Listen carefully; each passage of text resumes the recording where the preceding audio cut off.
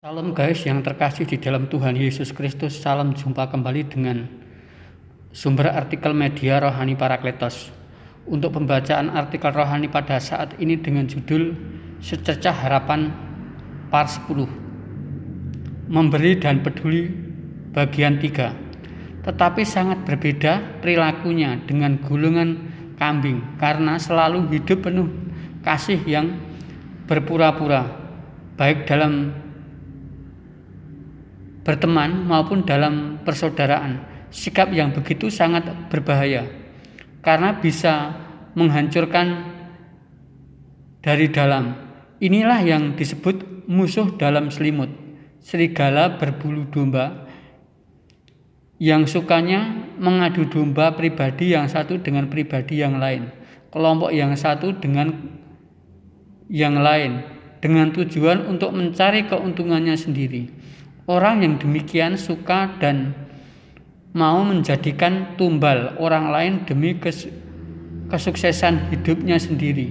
Untuk bisa memfilter dari kita apa yang harus dilakukan. 1. Rajin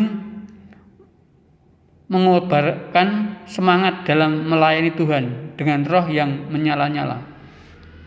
2. Selalu hidup dengan penuh sukacita dan selalu berharap kepada kemurahan Kristus. 3. Bertekun dalam doa, membaca firman Tuhan, dan rajin dalam menghadiri pertemuan-pertemuan ibadah. Bagaimana yang berkaitan dengan sesama?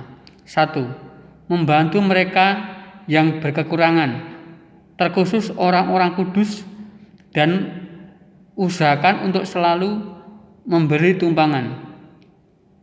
2. Memberkati kepada orang yang selalu menganiaya dan jangan sampai kita mengutuknya. 3. Kita harus tahu situasi bersukacita dengan orang yang bersukacita, dan menangislah dengan orang yang sedang menangis.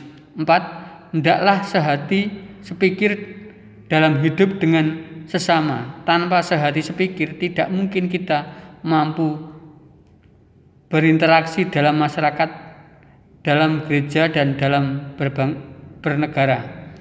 Yesus semasa hidupnya selalu mengajarkan dan menjalankan sikap hidup yang sederhana, selalu menghargai kehidupan dibandingkan dengan yang lain, khususnya yang berkaitan dengan kebutuhan pokok manusia, makan, minum, dan pakaian.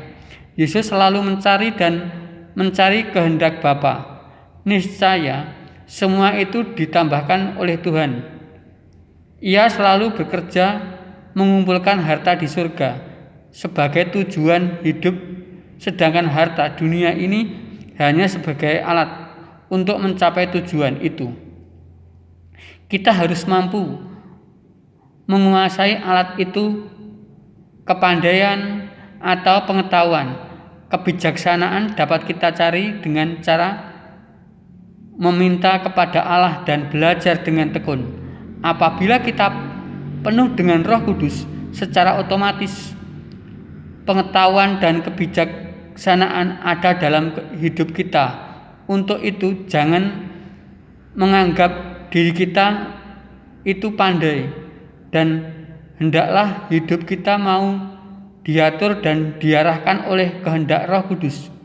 Ujian sesungguhnya iman kita dalam menghadapi hidup ini adalah individualisme yang bermuara pada keinginan daging. Oleh karena itu, dengan hidup menurut Roh Kudus dan firman Tuhan, kita akan mampu untuk melaluinya. Berharaplah dan teruslah berharap kepada Tuhan. Kita mampu menjalani tantangan hidup. Amin.